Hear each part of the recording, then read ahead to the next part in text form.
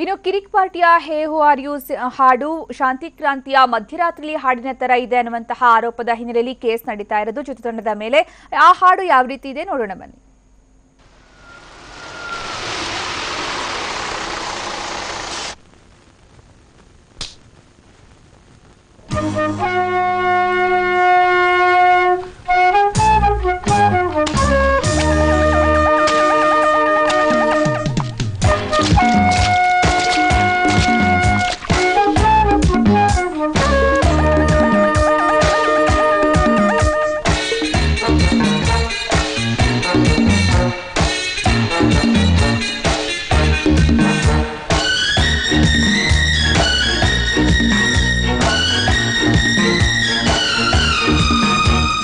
Zum zum zum zum zum zum zum zum zum zum zum zum zum zum zum zum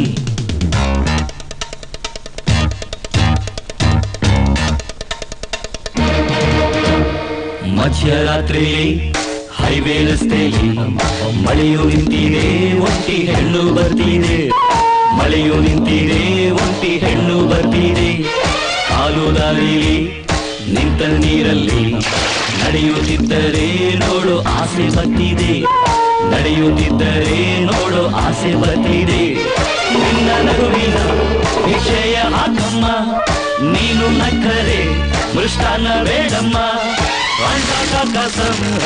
Abu ಕಾ ಹುಕುಂ ಈ ಕಳ್ಳರ ನೋಡಮ್ಮ ಬಾಯ್ ತೆರೆಯೇ ಸೇಸಮ್ಮ ರಾತ್ರಿಯಲ್ಲಿ ಜಾರಿ ಬಿದ್ದ ಚಂದಿರನ ತುಂಡೆ ಚಂದಿರನ ತುಂಡೆ ಚಂದಿರನ ತುಂಡೆ.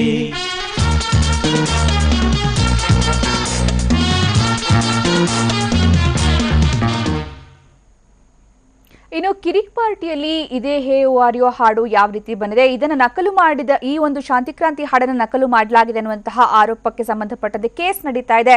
ಯಾವ ರೀತಿ ಇದೆ ಕಿರಿಕ್ ಪಾರ್ಟಿಯಲ್ಲಿ ಇರುವಂತಹ ಹಾಡು ನೋಡೋಣ ಬನ್ನಿ.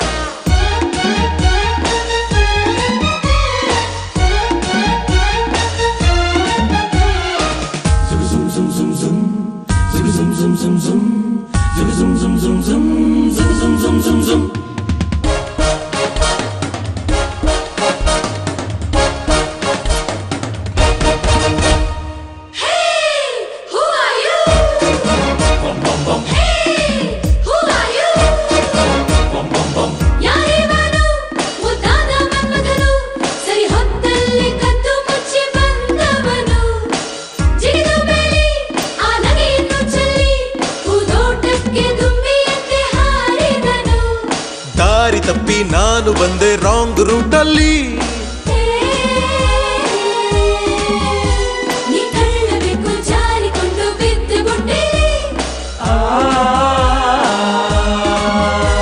ನನ್ ಹಿಂದೆ ಇದ್ದ ಕ್ರೇಜಿ ಬಾಯ್ಸು ಎಲ್ಲಿ ಎಲ್ ಹಾಳಾಗೋದ್ರು ನನ್ನ ತಗಲಾಕಿಲ್ಲಿ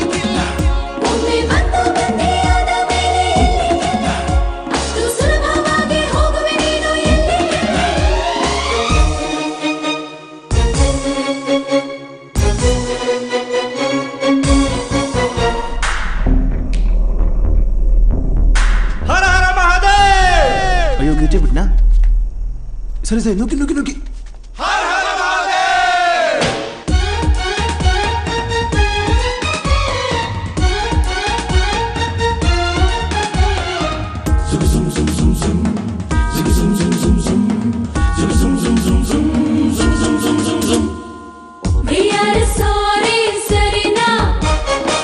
ಹಿಂಗೆಲ್ಲ ಪೂಸಿ ಹೊಡೆದ್ರೆ ನಾವು ಬಿಟ್ಬಿಡ್ತೀವ ಬೇಕಿದ್ರೆ ಫೈನು ಕಟ್ತೀವಿ ಸಾಕಾಡಿ ನಿಮ್ಮ ಖಾಲಿ ಪುರಾಣ ಯಾರಾದ್ರೂ ಇಳಿಸಿ ಉಳಿಸಿ ನನ್ನ ಕಳಿಸಿ ಬಂದು ಉಪಕರಿಸಿ ಅಪರೂಪದ ಅತಿಥಿನ ಸುಮ್ಮನೆ ಕಳಿಸೋದು ಹೇಗೆ ಕಳಿಸ್ತೀವಿ ಉಪಚರಿಸಿ ಈ ಬಗ್ಗೆ ಹೆಚ್ಚಿನ ಮಾಹಿತಿ ನೀಡ್ತಾರೆ ನಮ್ಮ ಪ್ರತಿನಿಧಿ ಕಿರಣ್ ಏನಿದು ಕಿರಿಕ್ ಪಾರ್ಟಿ ಮತ್ತೆ ಲಹರಿ ಸಂಸ್ಥೆ ಸಂಬಂಧಪಟ್ಟಂತೆ ಆಗ್ತಾ ಇರುವಂತಹ ವಿವಾದ? ಸುಕನ್ಯಾ, ಮುಖ್ಯವಾಗಿ ಈಗಾಗಲೇ ಯಶವಂತಪುರ ಪೊಲೀಸ್ ಠಾಣೆಯಲ್ಲಿ ಒಂದು ದೂರು ದಾಖಲಾಗಿದೆ. ಅದಿನ್ನೂ ಕೂಡ FIR ಆಗಿಲ್ಲ. ಪೊಲೀಸರು ಈಗಾಗಲೇ ಪವನ್ ಅಂತ ಬೆಳಗಾವಿಯಿಂದ ಕರ್ಕೊಂಡ್ಬಂದು ಆತನನ್ನ ವಿಚಾರಣೆ ಮಾಡ್ತಾ ಇದ್ದಾರೆ. ಮುಖ್ಯವಾಗಿ ಆತನನ್ನು ಕೂಡ ಇನ್ನೂ ಅರೆಸ್ಟ್ ಮಾಡಿಲ್ಲ. ಇಲ್ಲಿ ಸಿಕ್ಕಿರುವಂತ ಮಾಹಿತಿ ಪ್ರಕಾರ ಈ ಲಹರಿ ಕಂಪನಿಯ ವೇಲು ಏನಿದ್ದಾರೆ ಅವ್ರಿಗೆ ಕೆಲ ದಿನಗಳ ಹಿಂದೆ ವ್ಯಕ್ತಿಯೊಬ್ಬ ಯಾವುದೋ ಒಂದು ನಂಬರ್ನಿಂದ ಫೋನ್ ಮಾಡಿ ಬೆದರಿಕೆ ಹಾಕಿದ್ದ ಅಂತ ಜೊತೆಗೆ ಅದಕ್ಕಿಂತ ಮುಂಚೆ ಸೋಷಿಯಲ್ ಮೀಡಿಯಾದಲ್ಲಿ ಕೆಲವೊಂದು ಅವಹೇಳನಕಾರಿ ಟೀಕೆಯನ್ನ ಮಾಡಿದ್ದ ಅನ್ನೋದನ್ನು ಕೂಡ ಈಗಾಗಲೇ ಅದನ್ನ ಮಾಡ್ತಾ ಇದೆ. ಈ ಸಂಬಂಧಪಟ್ಟಂಗೆ ಜಸ್ಟ್ ಅವರು ದುಬೈನಲ್ಲಿದ್ದಂತ ವೇಲು ಇದನ್ನ ಪೊಲೀಸರಿಗೆ ಗಮನಕ್ಕೆ ತಂದಿರು. ನಂತರ ಬೆಂಗಳೂರಿಗೆ ಬಂದ ಮೇಲೆ ಅವ್ರಿಗೆ ಸ್ವತಃ ಕಚೇರಿಗೂ ಕೂಡ ಯಾರೋ ವ್ಯಕ್ತಿಯೊಬ್ಬ ಫೋನ್ ಮಾಡಿ ತಾನು ರಕ್ಷಿತ್ ಶೆಟ್ಟಿ ಅಭಿಮಾನಿ ಅಂತ ಹೇಳ್ಕೊಂಡು ಆತ ಫೋನ್ ಅನ್ನು ಮಾಡಿದ್ದ ಅಂತ ಕೂಡ ತಿಳಿದು ಬಂದಿದೆ. ಜೊತೆಗೆ ಈ ಒಂದು ಕಿರಿಕ್ ಪಾರ್ಟಿ ಏನಿದೆ ಫಿಲಿಮಿಗೆ ಸಂಬಂಧಪಟ್ಟಂತೆ ಒಂದು ಹಾಡಿನ ವಿಚಾರಕ್ಕೆ ಸಂಬಂಧಪಟ್ಟಂತೆ ಈ ಒಂದು ಸೋಷಿಯಲ್ ಮೀಡಿಯಾದಲ್ಲೇ ಅವಹೇಳನಕಾರಿ ಟೀಕೆ ಮಾಡ್ತಾ ಇದ್ದಿದ್ದು ಅನ್ನೋದು ಕೂಡ ಕೇಳಿ ಬರ್ತದೆ. ಅಂತಿಮವಾಗಿ ಈಗ ಪೊಲೀಸರು ಈ ಯಶವಂತಪುರ ಪೊಲೀಸರು ದೂರನ್ನ ಸ್ವೀಕರಿಸಿದ್ದಾರೆ. ಇನ್ನು ಕೂಡ ಅದನ್ನ ರಿಜಿಸ್ಟರ್ ಮಾಡ್ಬೇಕಾಗಿ, ಯಾಕೆಂತಂದ್ರೆ ಈಗ ತಾಂತ್ರಿಕ ನೆರವಿನಿಂದ ಈಗ ಆತ ಯಾರು ಫೋನ್ ಮಾಡ್ತಾ ಇದ್ದ ಅನ್ನೋದನ್ನ ವ್ಯಕ್ತಿಯೊಬ್ಬನನ್ನ ಈಗ ಬೆಳಗಾವಿಯಿಂದ ಕರ್ಕೊಂಡ್ಬಂದು ವಿಚಾರಣೆ ಮಾಡ್ತಾ ಇದ್ದಾರೆ. ನಂತರ ಅದೇ ವ್ಯಕ್ತಿ ಆತನೇ ಮಾಡಿದ್ದು ಅಂತ ಕನ್ಫರ್ಮ್ ಆದ ನಂತರ ಆತನ ಮೇಲೆ FIR ಅನ್ನು ದಾಖಲು ಮಾಡ್ಕೊಂಡು ಮುಂದಿನ ಕ್ರಮವನ್ನ ಪೊಲೀಸರು ತಗೋತಾರೆ. ಓಕೆ, ಧನ್ಯವಾದ ಕಿರಣ್. ಈಗ ನಮ್ಮ ಜೊತೆಗೆ ಮಾತಾಡೋದಕ್ಕೆ ಲಹರಿ ಸಂಸ್ಥೆ ನಿರ್ದೇಶಕರಾಗಿರುವಂತಹ ವೇಲು ಅವರು ಸಂಪರ್ಕದಲ್ಲಿದ್ದಾರೆ. ವೇಲು ಅವರೇ, ಏನಾಯ್ತು, ಏನಿದು ವಿವಾದ ಅಂತ? ನಮಸ್ಕಾರ ಮೇಡಮ್, ಮಹಾಶಿವರಾತ್ರಿ ಹಬ್ಬದ ಶುಭಾಶಯಗಳು. ಫಸ್ಟ್ ಖಂಡಿತ ನಿಮ್ಗೂ ಕೂಡ ಥ್ಯಾಂಕ್ ಯು ಮೇಡಮ್. ಆಕ್ಚುಲಿ ನಾನು ಪೂಜೆ ಮಾಡ್ಬಿಟ್ಟು I went for Ravichandran sir ಅವರ ಮುಹೂರ್ತಕ್ಕೆ ಹೋಗಿದ್ದೆ. ಅಲ್ಲಿಂದ ವಾಪಸ್ ಬರೋವಾಗ ನಾನು ಮನೋಹರ್ ನಾಯ್ಡು ಅವರು ಇಬ್ರು ಒಟ್ಟಿಗೆ ಬರ್ತಾ ಇತ್ತು. ಫೋನ್ ಬಂತು ಯಶವಂತಪುರ ಪೊಲೀಸ್ ಸ್ಟೇಷನ್ ಇಂದ. ಸರ್, ಈ ತರ ಒಂದು ಆರೋಪಿನ ಅರೆಸ್ಟ್ ಮಾಡಿದ್ವಿ ಸರ್, ದಯವಿಟ್ಟು ಬನ್ನಿ ಅಂತ. ಅಲ್ಲಿ ಹೋದಾಗ ಗೊತ್ತಾಯ್ತು ಈ ಹುಡುಗ ಬಂದ್ಬಿಟ್ಟು ಸಾಫ್ಟ್ವೇರ್ ಇಂಜಿನಿಯರ್ ಪವನ್ ಅಂತ ಟೊಯೋಟಾ ಕಂಪನಿ ಕೆಲಸ ಮಾಡ್ತಾ ಇದ್ದಾನೆ ಮೇಡಮ್. ಸೊ ಏನ್ ಮಾಡಿದ್ದಾರೆ ಅಂತಂದ್ರೆ, ನಾನು 25ನೇ ತಾರೀಕು ಡಿಸೆಂಬರ್ ಹೊರದೇಶದಲ್ಲಿ ಇದ್ದೆ ಮೇಡಮ್. ಆ ಟೈಮ್ ನಲ್ಲಿ ನಮ್ಮ ಸಂಸ್ಥೆ ಈ ಕಿರಿಕ್ ಪಾರ್ಟಿ ಕಾನೂನು ಬಾಹಿರದ ಸಾಂಗ್ ಅಂತ ತಗೊಂಡಿದ್ದಾರೆ ಅಂದ್ಬಿಟ್ಟು ಕೋರ್ಟ್ ಮೊರೆ ಹೋಗಿದ್ದಾರೆ. ಕೋರ್ಟ್ ಮೊರೆ ಹೋಗಿದಾಗ ಕೋರ್ಟ್ ನ್ಯಾಯಾಧೀಶರು ನಮ್ಮ ಪರವಾಗಿ ಕೊಟ್ಟು ಮೇಡಮ್. ಅದಾದ್ಮೇಲೆ ನನ್ಗೆ ಗೊತ್ತಿಲ್ಲ, ನಾನು ವಾಟ್ಸಪ್ ಫೇಸ್ಬುಕ್ ನಾನು ಯೂಸ್ ಮಾಡೋದಿಲ್ಲ, ನನಗೆ ಅದರಲ್ಲಿ ನನ್ಗೆ ಗೊತ್ತೂ ಇಲ್ಲ ಮೇಡಮ್ ಹೆಂಗ್ ಮಾಡೋದು ಅಂತ. ಸೊ ಅದಾದ್ಮೇಲೆ ಏನಾಗಿದೆ, ಇವರು ಇಮಿಡಿಯೇಟ್ ಆಗಿ ಫೇಸ್ಬುಕ್ ನಲ್ಲಿ ನನ್ನ ಫೋಟೋವನ್ನ ಹಾಕಿ ಅದೇನೋ ಟ್ರಾಲ್ ಅಂದ್ರೆ ಏನಂತ ಗೊತ್ತಿಲ್ಲ ನನಗೆ ಮಾಡಿ ಕೆಟ್ಟದಾಗಿ ಅವಹೇಳನಕಾರಿ ಪರ್ಸನಾಲಿಟಿ ಅಸಾಸಿನೇಷನ್ ಮಾಡಿದ್ದಾರೆ. ಸಂಸ್ಥೆ ಬಗ್ಗೆ 40 ವರ್ಷ ಕನ್ನಡಿಗರಿಗೆ ನಾವೇನು ಇಡೀ ಕನ್ನಡಿಗರಿಗೆ ಗೊತ್ತಿದೆ ನಾವೇನ್ ಮಾಡಿದೀವಿ ಅಂತ. ಅಷ್ಟು ಕೆಟ್ಟದಾಗಿ ನಮ್ಮ ಸಂಸ್ಥೆ ಬಗ್ಗೆ ಬರ್ತಿದ್ದಾರೆ. ಆಮೇಲೆ ಮತ್ತೆ ನನ್ನ ಬಗ್ಗೆ ಬರ್ತಿದ್ದಾರೆ ಮೇಡಮ್. ಸೊ ಅದು ಕಂಪ್ಲೇಂಟ್ ಆಮೇಲೆ ಫೋನ್ ಮಾಡಿ ಥ್ರೆಟನ್ ಮಾಡಿದ್ದಾನೆ ಹುಡುಗ ನಮ್ಮ ರಿಸೆಪ್ಷನಿಸ್ಟ್ಗೆ. ಕೆಟ್ಟದಾಗಿ ಬೈದು ಬಹಳ ಕೆಟ್ಟದಾಗಿ ನಡ್ಕೊಂಡಿದ್ದಾನೆ. ಆ ನಂಬರ್ ಸಿಕ್ಕಿದ ಮೇಲೆ ಆ ನಂಬರ್ ಅನ್ನೇ ನಾವು ಪೊಲೀಸ್ ಸ್ಟೇಷನ್ ಕಂಪ್ಲೇಂಟ್ ಕೊಟ್ಟಿದ್ದು ಮೇಡಮ್. ಇವತ್ತು ಮಾನ್ಯ ಪೊಲೀಸ್ ಅಧಿಕಾರಿಗಳು ನಿಜವಾಗ್ಲೂ ಬಹಳ ಅವ್ರಿಗೆ ನಿಜವಾಗ್ಲೂ ನಾನು ಹ್ಯಾಟ್ಸ್ ಆಫ್ ಹೇಳ್ಬೇಕು. ಅವ್ರು ಇವತ್ತು ಹಿಡಿದು ಅವ್ರನ್ನ ಬಂಧಿಸಿದ್ದಾರೆ ಮೇಡಮ್. ಏನಂತ ಬೆದರಿಕೆ ಹಾಕಿದ್ರು ವೇಲು ಅವರೇ ನಿಮ್ಗೆ ಫೋನ್ ಮಾಡಿ? ಮೇಡಮ್, ಈ ಆರ್ಡರ್ ನೀವು ಕೊಡ್ಲೇಬೇಕು, ಕೊಡದೆ ಅದು ಮಾಡ್ಬಿಡ್ತೀವಿ, ಇದು ಮಾಡ್ಬಿಡ್ತೀವಿ, ನಿಮ್ಮನ್ನ ಬೆದರಿಕೆ ಎಲ್ಲ ಹಾಕಿದ್ದಾರೆ ಮೇಡಮ್. ಅಂದ್ರೆ ನಮ್ಮ ಒಬ್ಬ ಸಿಬ್ಬಂದಿಗೆ, ಒಬ್ಬ ಸ್ಟಾಫ್ಗೆ ಪಾಪ ಅವ್ರಿಗೆ ಏನು ಗೊತ್ತಿರೋದಿಲ್ಲ. ಅವ್ರು ಫೋನ್ ಮಾಡ್ಬಿಟ್ಟು ಹೆಣ್ಮಕ್ಳಿಗೆ ಅಷ್ಟು ಕೆಟ್ಟ ಮಾತಾಡಿದಕ್ಕೆ ಬಹಳ ಸೀರಿಯಸ್ ಆಗಿ ತಗೊಂಡು ಮೇಡಮ್ ನಾವು. ಜೊತೆಗೆ ಈ ರೀತಿ ಸಮಾಜದಲ್ಲಿ ಯಾರಿಗೂ ಆಗಬಾರ್ದು. ಸಮಾಜ ತಾಣ ಒಳ್ಳೇದಕ್ಕೆ ಉಪಯೋಗಿಸಕ್ಕೆ ಹೊರತು ಸೋಷಿಯಲ್ ಮೀಡಿಯಾನ ಕೆಟ್ಟದಕ್ಕೆ ಉಪಯೋಗಿಸಿ ಇನ್ನೊಬ್ಬ ಕುಟುಂಬನ ಹಾಳು ಮಾಡೋದು, ಇನ್ನೊಬ್ಬರಿಗೆ ಧಕ್ಕೆ ಬರಂಗ್ ಮಾಡೋದು, ಇನ್ನೊಬ್ಬರ ಮನೆಯನ್ನ ಹಾಳು ಮಾಡೋ ಕೆಲಸ ದಯವಿಟ್ಟು ಯಾರು ಮಾಡಬಾರ್ದು. ಯಾರೇ ಕುತಂತ್ರಿಗಳು ಮಾಡಿದ್ರು ಕೂಡ ಕಾನೂನು ಇದೆ, ಕಾನೂನು ಮೊರೆ ಹೋಗಿದ್ದೀವಿ. ಇವತ್ತು ನಾಳೆನಲ್ಲಿ ಇನ್ನೊಂದು 2-3 ದಿನದಲ್ಲಿ ನ್ಯಾಯಾಲಯದಲ್ಲಿ ಇನ್ನೂ 150 ಕೇಸ್ ಹಾಕಿದ್ವಿ ಮೇಡಮ್. ಅದು ಕೂಡ ಫೇಸ್ಬುಕ್ ಅಲ್ಲಿ ಯಾರು ಬಂದಿದ್ದಾರೋ ಟೇಕಿಂಗ್ ವೆರಿ ಸೀರಿಯಸ್ಲಿ ಮೇಡಮ್. ಯಾರ ವ್ಯಕ್ತಿ ಯಾರು ಅಂತ ಗೊತ್ತಾಯ್ತಾ ವೇಲು ಅವರೇ ನಿಮ್ಗೆ? ಮೇಡಮ್, ಇದು ಇವಾಗ ಪೊಲೀಸ್ ಇನ್ವೆಸ್ಟಿಗೇಷನ್ ನಡೀತಾ ಇದೆ. ಸೊ ಇದು ಹಿಂದೆಗಡೆ ಯಾರು ಕಾನೂನು ಕೈಗಳು ಯಾರು ಇದ್ದಾರೋ ಎಲ್ಲರೂ ಬಯಲಿಗೆ ಬರ್ತಾರೆ. ಸೊ ನನಗೆ ಕಾನೂನಲ್ಲಿ ನನಗೆ ಬಹಳ ನಂಬಿಕೆ ಇದೆ. ನಾನು ಖಂಡಿತ ನಾನು ಇದರಲ್ಲಿ ಜಯ ನಮ್ದು ಆಗುತ್ತೆ ಅಂತ ಹೇಳಿಕ್ಕೆ ಇಷ್ಟಪಡ್ತೀನಿ ಮೇಡಮ್. ಈಗ ಪವನ್ ಅಂತ ಒಬ್ಬರನ್ನ ಅರೆಸ್ಟ್ ಮಾಡಿದ್ದಾರೆ, ಗೊತ್ತಿದೆ ತಮಗೆ? ಮಾಹಿತಿ ಇದೆಯಾ? ಪವನ್ ಅನ್ನೋರು ಒಬ್ಬರು ಹೌದು ಮೇಡಮ್, ಅರೆಸ್ಟ್ ಮಾಡಿದ್ದಾರೆ. ಫೋನ್ ಮಾಡಿ ಹೇಳಿದ್ರು ಮೇಡಮ್. ಹೌದು, ಮಾಹಿತಿ ಇದೆ. ಅಂದ್ರೆ ಆತನೇ ಫೋನ್ ಮಾಡಿ ಬೆದರಿಕೆ ಹಾಕಿರೋದು? ಫೋನ್ ಮಾಡಿ ಅವರು ಒಪ್ಕೊಂಡಿದ್ದಾರೆ ಮೇಡಮ್, ನಾನೇ ಫೋನ್ ಮಾಡಿದೆ ಅಂತ ಒಪ್ಕೊಂಡಿದ್ದಾರೆ ಕೂಡ. ಯಾಕಂತ ಈ ರೀತಿ ಮಾಡಿರೋದು ಗೊತ್ತಾಯ್ತಾ ತಮ್ಗೆ? ಏನಕ್ಕೆ ಹಂಗ್ ಮಾಡಿದ್ದಾರೆ ಅಂತ? ಮೇಡಮ್ ಇದು ಹಿಂದೆಗಡೆ ಯಾರು ಇದ್ದಾರೆ ಅಂದ್ಬಿಟ್ಟು ಇನ್ವೆಸ್ಟಿಗೇಷನ್ ಮಾಡ್ತಾ ಇದ್ದಾರೆ. ಸೊ ಇದುವರೆಗೂ ನನಗೂ ಕೂಡ ಕಂಪ್ಲೀಟ್ ಕ್ಲಾರಿಟಿ ಬಂದಿಲ್ಲ ಮೇಡಮ್, ಫುಲ್ ಪಿಕ್ಚರ್ ಬಂದಿಲ್ಲ. Okay okay. ಸೊ ಒಂದ್ ಹೇಳಲಿಕ್ಕೆ ಇಷ್ಟಪಡ್ತೀನಿ ಮೇಡಮ್, ಯಾರಿಗೆ ಆಗ್ಲಿ ಈ ತರ ಪರ್ಸನಾಲಿಟಿ ಅಸಾಸಿನೇಷನ್ ಮತ್ತೆ ಇನ್ನೊಬ್ಬ ಸಂಸ್ಥೆ ಆಗ್ಲಿ ಇನ್ನೊಬ್ಬ ಕುಟುಂಬಕ್ಕಾಗ್ಲಿ ಧಕ್ಕೆ ಬರುವಂತ ಕೆಲಸ ಯಾರು ಮಾಡಬಾರ್ದು. ಕಾನೂನು ಬಹಳ ಸ್ಟ್ರಾಂಗ್ ಆಗಿದೆ, ಕಾನೂನು ಅದರದೇ ಆದ ಕ್ರಮ ಕೈಗೊಳ್ಳುತ್ತೆ ಅಂತ ಒಂದು ಉದಾಹರಣೆ ಮೇಡಮ್ ಅದು. ಓಕೆ, ಧನ್ಯವಾದ ವೇಲು ಅವರೇ ನಮ್ಮ ಜೊತೆ ಇಷ್ಟೊತ್ತು ಮಾತಾಡಿದ್ದಕ್ಕಾಗಿ. ಈಗ ಕಿರಿಕ್ ಪಾರ್ಟಿ ಸಿನಿಮಾದ ನಿರ್ದೇಶಕರಾಗಿರುವ ರಿಷಬ್ ಶೆಟ್ಟಿ ಅವರು ಸಂಪರ್ಕದಲ್ಲಿದ್ದಾರೆ. ರಿಷಬ್ ಶೆಟ್ಟಿ ಅವರೇ, ಏನಿದು ಕಿರಿಕ್ ಪಾರ್ಟಿಗೆ ಸಂಬಂಧಪಟ್ಟಂತೆ ಇಷ್ಟೊಂದು ಬೆಳವಣಿಗೆ ಆಗ್ತಿರೋದು ಅಂತ? ಅಲ್ಲ, ಬೆಳವಣಿಗೆ ಇದು ನನ್ಗೆ ನಿಮ್ಮ ಇನ್ನೊಂದು ನ್ಯೂಸ್ 9 ಕೂಡ ನನ್ ಕಾಲ್ ಬಂದಿತ್ತು ಸ್ವಲ್ಪ ಹೊತ್ತು ಮುಂಚೆ. ನನ್ಗೆ ಅವಾಗ ಏನು ಇನ್ಫಾರ್ಮೇಶನ್ ಇರಲಿಲ್ಲ. ನಾನು ಇವಾಗ ಇನ್ಫಾರ್ಮೇಶನ್ ತಗೊಂಡಿರೋ ಪ್ರಕಾರ 4 ಜನ ಇಂಜಿನಿಯರಿಂಗ್ ಸ್ಟೂಡೆಂಟ್ಸ್ ಗಳನ್ನ ಅರೆಸ್ಟ್ ಮಾಡಿದ್ದಾರೆ ಅನ್ನೋದು ಫೇಕ್ ನ್ಯೂಸ್. ಅದು ಯಾರು ಅರೆಸ್ಟ್ ಮಾಡಿದ್ರೆ ಸ್ಟೇಷನ್ ಕೂಡ ವಿಚಾರಿಸಿದ್ವಿ ನಾವು. ಅಲ್ಲಿಂದ ಅಂದ್ರೆ ಯಾರ ಕಿರಿಕ್ ಪಾರ್ಟಿ ಟೀಮ್ ಅವ್ರು ಮಾಡ್ತಿದ್ದಾರೆ, ಅವ್ರನ್ನ ಅರೆಸ್ಟ್ ಮಾಡಿದ್ದಾರೆ ಅನ್ನೋ ತರದ ನ್ಯೂಸ್ ಬಂದಿತ್ತು. ಇಲ್ಲ ಇಲ್ಲ, ಯಾರೋ ಒಬ್ಬ ಪವನ್ ಅಂತ ರಕ್ಷಿತ್ ಶೆಟ್ಟಿ ಫ್ಯಾನ್ ಅಂತೆ ಆತ ಬೆದರಿಕೆ ಹಾಕಿರೋದು ವೇಲು ಅವರ ಸಂಸ್ಥೆಗೆ, ಆತನನ್ನ ಅರೆಸ್ಟ್ ಮಾಡಿದ್ದಾರೆ ಅಂತ. ಫೋನ್ ಮಾಡಿ ಯಾರೋ ಒಬ್ಬ ಮಾತಾಡಿರೋದು, ಸೊ ಅದ್ರ ಬಗ್ಗೆ ಅರೆಸ್ಟ್ ಮಾಡಿದಾರೆ ಅಂತ ಇನ್ಫಾರ್ಮೇಶನ್ ಬಂತು ನನಗೆ. ಇದು ಸೊ ಕಿರಿಕ್ ಪಾರ್ಟಿ ಟೀಮ್ ಅವ್ರು ಮಾಡಿರೋದಲ್ಲ. ಇಲ್ಲ ಇಲ್ಲ, ಟೀಮ್ ಅವ್ರ ಬಗ್ಗೆ ಯಾವುದೇ ನ್ಯೂಸ್ ಇಲ್ಲ ರಿಷಬ್ ಶೆಟ್ಟಿ ಅವರೇ. ಇದು ವಿಚಾರ ಏನಂತಂದ್ರೆ, ರಕ್ಷಿತ್ ಶೆಟ್ಟಿಯ ಫ್ಯಾನ್ ಅಂತ ಹೇಳ್ಕೊಂಡಂತಹ ವ್ಯಕ್ತಿಯೊಬ್ಬ ಫೋನ್ ಮಾಡಿ ಲಹರಿ ಸಂಸ್ಥೆಗೆ ಬೆದರಿಕೆ ಹಾಕಿದ್ದಾನೆ. ಅದಕ್ಕೆ ಅವ್ರು ಪೊಲೀಸ್ ಕಂಪ್ಲೇಂಟ್ ಕೊಟ್ಟಿದ್ದಾರೆ. ಅದಕ್ಕೂ ಮುಂಚೆ ಟ್ರೋಲ್ಗಳೆಲ್ಲ ಸಾಕಷ್ಟು ಸಾಮಾಜಿಕ ಜಾಲತಾಣಗಳಲ್ಲಿ ಲಹರಿ ಸಂಸ್ಥೆಯ ಬಗ್ಗೆ ಅವಹೇಳನಕಾರಿಯಾಗಿ ಆತ ಪೋಸ್ಟ್ ಮಾಡಿದ್ದ ಅನ್ನುವಂತಹ ವಿಚಾರವಾಗಿ. ಆಮೇಲೆ ಕಿರಿಕ್ ಪಾರ್ಟಿಯ ಹಾಡಿನ ಬಗ್ಗೆ ಇದ್ದಂತಹ ಒಂದು ವಿವಾದ, ಅದ್ರ ಬಗ್ಗೆ ಈಗ ಮಾತನಾಡ್ತಾ ಇರೋದು.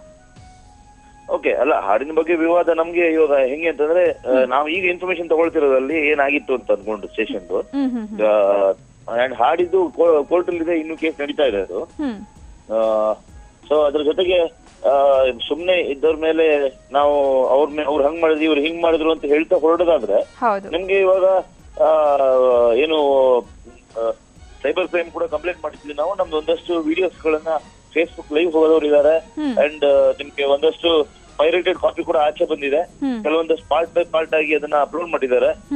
ಇದು ಕೂಡ ಬೇಕಂತಾನೆ ಮಾಡ್ತಾ ಇದ್ದಾರೆ. ಕೆಲವೊಂದಷ್ಟು ದೊಡ್ಡ ದೊಡ್ಡ ತಲೆಗಳು ಇದ್ರ ಹಿಂದೆ ಕುತ್ಕೊಂಡು ಅನ್ನೋ ತರದಲ್ಲಿ ನಾವು ಅನುಮಾನಗಳನ್ನ ವ್ಯಕ್ತಪಡಿಸಬಹುದು. ತಪ್ಪಿಲ್ವಲ್ಲ? ಹಾಗೆ ಊಹಾಪೋಹಗಳು ಅವ್ರ ಮೇಲೆ ಇವ್ರು ಹೇಳುದು ಇವ್ರ ಮೇಲೆ ಅವ್ರು ಹೇಳುದು ಬರೀ ವಾದಕ್ಕಷ್ಟೇ ನಿಲ್ಲಿಸ್ಬಿಟ್ರೆ ಸೊ ಅದನ್ನ ಪೊಲೀಸ್ ವಿಚಾರಣೆ ಮಾಡ್ತಾರೆ. ಅಂಡ್ ಕೋರ್ಟ್ ಡಿಸೈಡ್ ಮಾಡುತ್ತೆ ಯಾರು ಫೋನ್ ಮಾಡಿದ್ದಾರೆ, ಏನ್ ಕತೆ, ಯಾಕೆ ಮಾಡಿದ್ದಾರೆ. ನಮ್ಗೆ ಇನ್ನೂ ಇನ್ಫಾರ್ಮೇಶನ್ ಕರೆಕ್ಟ್ ಆಗಿ ಬರ್ಬೇಕಾಗಿದೆ. ಓಕೆ, ರಿಷಬ್ ಶೆಟ್ಟಿ ಅವರೇ, ನಾವು ಹೇಳಿದ್ರಿ ಪೊಲೀಸರ ಹತ್ರ ಎನ್ಕ್ವೈರಿ ಮಾಡದೆ ಇದಕ್ಕೆ ಸಂಬಂಧಪಟ್ಟಂತೆ ಅಂತ. ಏನ್ ಇನ್ಫಾರ್ಮೇಶನ್ ಯಾರು ಅಂದ್ರೆ ನನಗೆ ಇದಕ್ಕಿಂತ ಮುಂಚೆ ಬಂದಿರೋದು, ಈಗ ನೀವು ಹೇಳ್ತಿದ್ದೀರಾ ಬರೀ ವರ ಒಬ್ಬ ಅಂತ. ಮುಂಚೆ ನನಗೆ ಕೊಟ್ಟಿದ್ದ ಇನ್ಫಾರ್ಮೇಶನ್ ಏನಂತಂದ್ರೆ 4 ಜನ ಅರೆಸ್ಟ್ ಆಗಿದ್ದು ಇಂಜಿನಿಯರಿಂಗ್ ಸ್ಟೂಡೆಂಟ್ಸ್ ಬಗ್ಗೆ ಬಂದಿತ್ತು ಅಂತ. ಸೊ ಅದನ್ನ ನಾನು ಎನ್ಕ್ವೈರಿ ಮಾಡ್ತಾ ಇದ್ರೆ ಇಲ್ಲ ಅವ್ರುಗಳು ಯಾರು ಅಲ್ಲ, ಇದು ಯಾರೋ ಒಬ್ಬ ಹುಡುಗ ಮಾತಾಡಿದಾನೆ ಫೋನಲ್ಲಿ, ನಾವು ಕೆಟ್ಟದಾಗಿ ಸಪೋರ್ಟ್ ಮಾತಾಡಿದಾನೆ, ಆ ಕಾರಣ ಕಂಪ್ಲೇಂಟ್ ಅದಕ್ಕೆ ನಾವು ಅರೆಸ್ಟ್ ಮಾಡಿದೀವಿ ಅಂತ ಅನ್ಕೊಂಡು ಇನ್ಫಾರ್ಮೇಶನ್ ಅದಕ್ಕೆ ಕೊಟ್ಟು ಅಂತ ನನಗೆ ನಾನು ಡೈರೆಕ್ಟ್ ನನ್ನ ಕಡೆಯವ್ರನ್ನ ನಾನು ಹೇಳಿ ವಿಚಾರಿಸಿ ಕೇಳೋದಾಗ ಅಲ್ಲಿ ಬಂದಿರೋ ಇನ್ಫಾರ್ಮೇಶನ್. ಅಂದ್ರೆ ಈಗ ಆಗ್ತಾ ಇರುವ ಸಾಮಾಜಿಕ ಜಾಲತಾಣಗಳಲ್ಲಿ ಲಹರಿ ಸಂಸ್ಥೆಯ ವಿರುದ್ಧ ಆಗ್ತಾ ಇರುವಂತಹ ಬೆಳವಣಿಗೆಗೂ ನಿಮ್ಮ ಟೀಮ್ಗೂ ಯಾವುದೇ ಸಂಬಂಧ ಇಲ್ಲ ಇದ್ರ ಪ್ರಕಾರ ಅಂತ? ಅದಕ್ಕೆ ಟೈಮ್ ಇಲ್ಲ ಮೇಡಮ್ ನಮ್ಗೆ. ಅವ್ರನ್ನ ಅದನ್ನ ಕಾನ್ಸಂಟ್ರೇಟ್ ಮಾಡೋದಕ್ಕೆ ಟೈಮ್ ಇಲ್ಲ. ಇವಾಗ ಹೆಂಗೆ ಅಂತಂದ್ರೆ ಸಿನಿಮಾ ಪ್ರಮೋಷನ್ ಮಾಡ್ಬೇಕು. ನಮ್ಗೆ ಇದು ಏನಂತಂದ್ರೆ ತೀರಾ ನೆಗೆಟಿವ್ ಪಬ್ಲಿಸಿಟಿ ಇಟ್ಕೊಂಡು ನಾಳೆ ದಿವಸ ಪಿಕ್ಚರ್ ರಿಲೀಸ್ ಆಗ್ತಿದೆ ಅಂತಂದಾಗ ಹಿಂದಿನ ದಿನ ಕೋರ್ಟ್ ನೋಟಿಸ್ ಇಶ್ಯೂ ಮಾಡಿ ಈ ಸಾಂಗ್ ಕಾಪಿ ಮಾಡಿದೀವಿ ಅಂತ ನೋಟಿಸ್ ಬಂದಾಗ ನಾವು ಎಷ್ಟು ಒದ್ದಾಡಿದೀವಿ ಅನ್ನೋದು ನಮ್ಗೆ ಗೊತ್ತು ಅಷ್ಟೇ. ಇದನ್ನೆಲ್ಲ ಮಾಡಕ್ ಪುರ್ಸೊತ್ತಿಲ್ಲ ನಮ್ಗೆ. ಇಡೀ ಟೀಮ್ 2 ದಿನ 2 ನೈಟ್ ನಾವು ಕಂಟಿನ್ಯೂಸ್ ನಿದ್ದೆ ಬಿಟ್ಕೊಂಡು ಕೆಲಸ ಮಾಡಿದೀವಿ.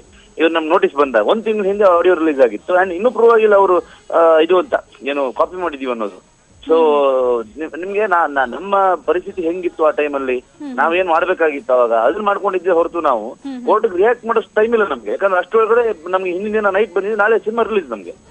ಸೊ ನಾವು UFO ಕ್ಯೂಬ್ಗೆಲ್ಲ ಸಿನಿಮಾಗಳನ್ನ ಅಪ್ಲೋಡ್ ಮಾಡಬೇಕು. ಅಲ್ಲಿಂದ ಆಲ್ರೆಡಿ ಕಾಪಿಗಳು ಹೋಗಿತ್ತು. ವಾಪಸ್ ನಾವು ಹೋಗಿ ಸೆನ್ಸಾರ್ ಆಫೀಸರ್ಗೆ ಹೋಗಿ ರಿಕ್ವೆಸ್ಟ್ ಮಾಡ್ಕೊಂಡು ನೈಟ್ ಅಲ್ಲಿ ಯಾರು ಸಿಗ್ತಾರೆ, ಯಾವ ಆಫೀಸರ್ ಸಿಗ್ತಾರೆ ನಮ್ಗೆ, ಅದ್ರಲ್ಲಿ ನಾವು ರಿಕ್ವೆಸ್ಟ್ ಮಾಡ್ಕೊಂಡು ಕೋರ್ಟಿಂದ ಈ ತರ ನೋಟಿಸ್ ಬಂದಿದೆ ಅಂತ ಕೇಳಿದಾಗ ಅವ್ರು ನಮ್ಗೆ ಲೆಟರ್ ಇಶ್ಯೂ ಮಾಡೋದಕ್ಕೆ ಹೇಳಿ.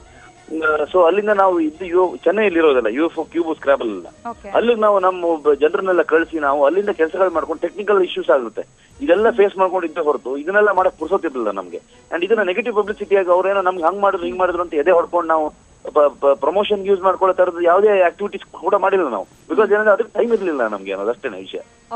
ನಮ್ಗೆ ಇದಕ್ಕೆ ಸಂಬಂಧಪಟ್ಟಂತೆ ಪೊಲೀಸರು ಕ್ರಮ ಕೈಗೊಳ್ತಾರೆ ಹಾಗಿದ್ರೆ ಯಾರ್ಯಾರು ಇನ್ವಾಲ್ವ್ ಆಗಿದ್ದಾರೋ ಫ್ಯಾನ್ಸ್ ಅಂತ ಹೇಳ್ಕೊಂಡು ಯಾರು ಮಾಡ್ತಿದಾರೋ. ನಮ್ಗೆ ಒಂದ್ ದಿವಸ ಹಿಂದೆ ಕೋರ್ಟ್ ಇಂದ ನಮ್ಗೆ ನೋಟಿಸ್ ಬಂದಾಗ ನಾವು ಕೋರ್ಟ್ ಆದೇಶಕ್ಕೆ ತಲೆ ಬಾಗಿಸ್ಬಿಟ್ಟು ಏನ್ ಮಾಡ್ಬೇಕು ಏನು ಇನ್ಸ್ಟ್ರಕ್ಷನ್ ಕೊಟ್ಟಿದ್ರು ಅದೇ ಪ್ರಕಾರವಾಗಿ ನಾವು ಮಾಡಿದೀವಿ.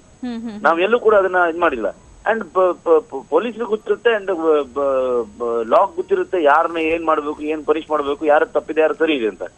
ಸೊ ಅದ್ರಲ್ಲಿ ನಾವು ಸ್ಟೇಟ್ಮೆಂಟ್ ಕೊಡೋದ್ರಲ್ಲಿ ಅರ್ಥ ಇಲ್ಲ, ಯಾರದು ಒಬ್ಬರ ಮೇಲೆ ಟಾರ್ಗೆಟ್ ಮಾಡ್ಕೊಂಡು ಹೇಳೋದ್ರ ಮೇಲೂ ಅರ್ಥ ಇಲ್ಲ. ಸೊ ಇದೆಲ್ಲ ಅವ್ರವ್ರ ಪಬ್ಲಿಸಿಟಿಗೋಸ್ಕರ ಅವ್ರವ್ರು ಮಾಡ್ತಾ ಹೋಗ್ಬೇಕೆ ಹೊರತು, ಈಗ ನಾವು ಕೂಡ ಸೈಬರ್ ಕ್ರೈಮ್ ಮೊರೆ ಹೋಗಿದೀವಿ. ನಮ್ದು ಸಿನಿಮಾದ ಒಂದಷ್ಟು ಕ್ಲಿಪಿಂಗ್ಸ್ ಗಳು ಅಪ್ಲೋಡ್ ಆಗಿದೆ ಯೂಟ್ಯೂಬ್ ಅಲ್ಲಿ. ಸಿನಿಮಾ ಪೈರೇಟೆಡ್ ಕಾಪಿ ಯಾರೋ ಮೊಬೈಲ್ ಎಲ್ಲ ಶೂಟ್ ಮಾಡಿ ಹಾಕಿದೆಲ್ಲ ಇದೆ. ಅಂಡ್ ಸಿಡಿಗಳು ಸಿಗುತ್ತೆ. ಅಂಡ್ ನಿಮ್ಗೆ ಟೈಗರ್ ಸಿನಿಮಾ ಹೀರೋ ಪ್ರದೀಪ ಒಬ್ಬನ ಹಿಡಿದು ತಗೊಂಡೋಗಿ ಆರ್ಆರ್ ಸ್ಟೇಷನ್ ಕೊಟ್ಟಿದ್ರು. ಅದ್ರ ಹಿಂದೆ ದೊಡ್ಡ ದೊಡ್ಡ ತಲೆಗಳಿದೆ. ಸೊ ಏನ್ ಮಾಡ್ತೀರಾ ನಿಮ್ಗೆ ಅಂದ್ರೆ ಇದನ್ನೆಲ್ಲ ಕರೆಕ್ಟ್ ಮಾಡ್ತೀರಾ ಅಂತ ನಾನು ಹೇಳುದು. ಯಾರೋ ಒಬ್ರು ಏನೋ ಫೋನಲ್ಲಿ ಹೇಳಿದಾರೆ ಅನ್ನೋದು ವಿಷಯ ಒಂದ್ ಸೈಡ್ ಆದ್ರೆ, ನಿಮ್ಗೆ ಈ ತರದ್ದು ಇಡೀ ಇಂಡಸ್ಟ್ರಿಲಿ ನಿಮ್ಗೆ ಈವನ್ ಚೌಕ ಸಿನಿಮಾದ ಕೂಡ ಪೈರೇಟೆಡ್ ಕಾಪಿಗಳು ಸಿಗ್ತಾ ಇದೆ. ಅಲ್ಲಲ್ಲಿ ಯೂಟ್ಯೂಬ್ಗೆಲ್ಲ ಅಪ್ಲೋಡ್ ಮಾಡ್ತಾ ಇದಾರೆ. ಅಂಡ್ ಇದ್ರ ಬಗ್ಗೆ ಗಮನ ಹರಿಸ್ಬೇಕಲ್ವಾ? ಇದ್ರ ಬಗ್ಗೆ ಯಾರು ರಿಯಾಕ್ಟ್ ಮಾಡ್ತಿಲ್ಲ. ನಾವು ಮಾತ್ರ ಸಿನಿಮಾ ಮಾಡಿದವ್ರು ಮಾತ್ರ ಒಂದಷ್ಟು ಫೇಸ್ಬುಕ್ ಅಲ್ಲಿ ಟ್ವಿಟರ್ ಅಲ್ಲಿ ಬಾಯ್ ಬಡ್ಕೊಳ್ತಾ ಇದೀವಿ ಬಿಟ್ರೆ ನಮ್ಗೆ ಯಾರು ಅದ್ರ ಬಗ್ಗೆ ಸಪೋರ್ಟ್ ಮಾಡೋರಿಲ್ಲ. ಕನ್ನಡ ಸಿನಿಮಾ ಎಷ್ಟು ಪೈರೇಟೆಡ್ ಕಾಪಿ ಬರ್ತಾ ಇದೆ ಅಂತಂದ್ರೆ, ನಿಮ್ಗೆ ಒಂದ್ ಸಿನಿಮಾಗೆ ಇವಾಗ ದರ್ಶನ್ ಸರ್ ಒಂದು ಎಂಟ್ರಿ ಅಂತಂದ್ರೆ ನಿಮ್ಗೆ ಅದಕ್ಕೆ ಅವ್ರ ಫ್ಯಾನ್ ಫಾಲೋವಿಂಗ್ ಏನಿದೆ ಅದೆಲ್ಲ ಒಂದು ಹೈಲೈಟೆಡ್ ಸೀನ್ಗಳು ಅದನ್ನೇ ಎಲ್ಲ ಶೂಟ್ ಮಾಡಿ ಫೇಸ್ಬುಕ್ ಅಲ್ಲಿ ಯೂಟ್ಯೂಬ್ ಅಲ್ಲಿ ಹಾಕ್ಬಿಟ್ರೆ ಪ್ರೊಡ್ಯೂಸರ್ ಎಲ್ಲ ಹೋಗ್ಬೇಕು ಅಂತ. ಇದ್ರ ಬಗ್ಗೆ ಯಾರು ತಲೆಗೆಡ್ಸ್ಕೊತಾ ಇಲ್ಲ. ಅನ್ನೆಸೆಸರಿ ಯಾರೋ ಒಬ್ರು ಫೋನ್ ಮಾಡಿದ್ರು ಏನ್ ಕತೆ ಅಂತ ತಕ್ಷಣ ಕಿರಿಕ್ ಪಾರ್ಟಿ ಟೀಮ್ ಅವ್ರು ಹಂಗ್ ಮಾಡಿದ್ರು ಹಿಂಗ್ ಮಾಡಿದ್ರು ಅನ್ನೋ ತರದಲ್ಲಿ ನ್ಯೂಸ್ ಲೈನ್ ಅಲ್ಲಿ ನಂಗೆ ಫೋನ್ ಅವರು ಕಿರಿಕ್ ಪಾರ್ಟಿ ಟೀಮ್ ಮೇಲೆ ಅಂತ ಹೇಳಲಿಲ್ಲ. ಅದು ಯಾರು ಫೋನ್ ಮಾಡಿದ್ರೆ ಅವ್ರ ಮೇಲೆ ಕಂಪ್ಲೇಂಟ್ ಕೊಟ್ಟಿದ್ದಾರೆ ಅಷ್ಟೇ. ಅವರು ಅವಾಚ್ಯವಾಗಿ ಮಹಿಳಾ ಸಿಬ್ಬಂದಿ ಜೊತೆ ಮಾತನಾಡಿದ್ದಾರೆ ಅನ್ನುವಂತಹ ಕಾರಣಕ್ಕಾಗಿ ಸ್ವತಃ ವೇಲೋರ್ ಜೊತೆಗೆ ನಾವೀಗ ಮಾತಾಡಿದ್ವಿ. ಅವರು ಕಿರಿಕ್ ಪಾರ್ಟಿ ಬಗ್ಗೆ ಏನು ಕಂಪ್ಲೇಂಟ್ ಮಾಡಿಲ್ಲ, ನಮ್ದು ಕೋರ್ಟ್ ಅಲ್ಲಿ ಇದೆ ಅಂತ ಹೇಳಿದ್ರು. ಅದೇ ಅದ್ರ ಬಗ್ಗೆ ನಾವು ಈಗ ವೇಲೂರು ಒಂದು ದೊಡ್ಡ ಕಂಪನಿ ಅವ್ರದ್ದು ಇಷ್ಟೋ ವರ್ಷದಿಂದ ಇದೆ. ನಾವು ಅವ್ರ ಬಗ್ಗೆ ನೇರ ಮಾತಾಡೋದು ಅಥವಾ ಅವ್ರು ನಮ್ ಬಗ್ಗೆ ಮಾತಾಡೋದು ಅಲ್ಲಿ ವಿಷಯ ಆಗಲ್ಲ. ಅದು ಬರೀ ಮಾತಾಡಿರ್ಬೇಕಾಗತ್ತೆ ಹೊರತು ಯಾರಿಗೂ ರಿಸಲ್ಟ್ ಸಿಗಲ್ಲ ಅದರಿಂದ. ಸೊ ಇದು ಅವ್ರು ಏನ್ ಅಲಿಗೇಷನ್ ಮಾಡಿದ್ದಾರೆ ಅದಕ್ಕೆ ನಾವು ಕೋರ್ಟಲ್ಲಿ ನಾವು ಕೂಡ ಫೈಟ್ ಮಾಡ್ತಾ ಇದ್ದೀವಿ. ಕೋರ್ಟ್ ಅಲ್ಲಿ ಡಿಸೈಡ್ ಆಗುತ್ತೆ ಅಷ್ಟೇ ಅಲ್ವಾ? ಹೌದು, ಖಂಡಿತ. Thank you. ವಿಷಯ ಬಿಟ್ರೆ ಓಕೆ, ಥ್ಯಾಂಕ್ ಯು ನಮ್ಮ ಜೊತೆಗೆ ಇಷ್ಟೊತ್ತು ಮಾತಾಡಿದಕ್ಕಾಗಿ. ಈಗ ಲಹರಿ ಸಂಸ್ಥೆ ಹಾಗೂ ಕಿರಿಕ್ ಪಾರ್ಟಿ ಸಿನಿಮಾ ತಂಡದ ಮಧ್ಯಸ್ಥಿಕೆ ವಹಿಸಿದಂತಹ ಅಂದ್ರೆ ಈ ಒಂದು ಹಾಡಿನ ವಿವಾದ ಏನಾಗಿತ್ತು ಇದಕ್ಕೆ ಸಂಬಂಧಪಟ್ಟಂತೆ ಮಧ್ಯಸ್ಥಿಕೆ ವಹಿಸಿದಂತಹ ಪ್ರಶಾಂತ್ ಅವರು ಸಂಪರ್ಕದಲ್ಲಿ ಡಿಜಿಟಲ್ ಮಾರ್ಕೆಟಿಂಗ್ ನ ಸದಸ್ಯ ಕೂಡ ಆಗಿದ್ದಾರೆ ಕಿರಿಕ್ ಪಾರ್ಟಿ ತಂಡದ. ಇವರೀಗ ನಮ್ಮ ಜೊತೆಗೆ ಮಾತನಾಡ್ತಾರೆ. ಪ್ರಶಾಂತ್ ಅವರೇ, ಏನಿದು ಕಿರಿಕ್ ಅಂತ? ನಮಸ್ಕಾರ, ಪ್ರಶಾಂತ್ ಸಂಬರ್ಗಿ ಅಂತ. ನಮ್ದೇ ಆದ ಒಂದು ಸಂಸ್ಥೆ ಇದೆ. ನಾನು ಲಹರಿ ಪರವಾಗಿ ಅಥವಾ ಕಿರಿಕ್ ಪಾರ್ಟಿ ಪರವಾಗಿ ಯಾರನ್ನು ಪರವಾಗಿ ಮಾತಾಡ್ತಾ ಇಲ್ಲ. ಇಬ್ಬರ ನಡುವೆ ಒಂದು ಸಮಾನ ಮನಸ್ಸಿನಲ್ಲಿ ಮಧ್ಯಸ್ಥಿಕೆ ಮಾಡುವ ಒಂದು ಪ್ರಯತ್ನವನ್ನು ಮಾಡ್ತಾ ಇದ್ದೇನೆ. ಡಿಸೆಂಬರ್ 29ನೇ ತಾರೀಕು ಸ್ವತಃ ರಕ್ಷಿತ್ ಶೆಟ್ಟಿ ಅವರನ್ನು ಭೇಟಿಯಾಗಿ ಇದ್ರ ಬಗ್ಗೆ ನಾನು ಅವ್ರಿಗೆ ಕೂಲಂಕುಷವಾಗಿ ಮಾತಾಡಿ, ರಕ್ಷಿತ್ಗೆ ಸ್ವತಃ ನಾನೇ ಹೇಳಿದೆ, ಈಗಿನ ತಂತ್ರಜ್ಞಾನದಲ್ಲಿ ಆಡಿಯೋ ಫಿಂಗರ್ ಟೆಕ್ನಾಲಜಿ ಅಂತ, ಫಿಂಗರ್ ಪ್ರಿಂಟ್ ಟೆಕ್ನಾಲಜಿ ಅಂತ ಟೆಕ್ನಾಲಜಿ ಎಲ್ಲ ಈ ಹಾಡನ್ನ ಹಾಕಿದಾಗ 90% to 98% ಸಮತೋಲನ ಕಂಡು ಬರ್ತಾ ಇದೆ.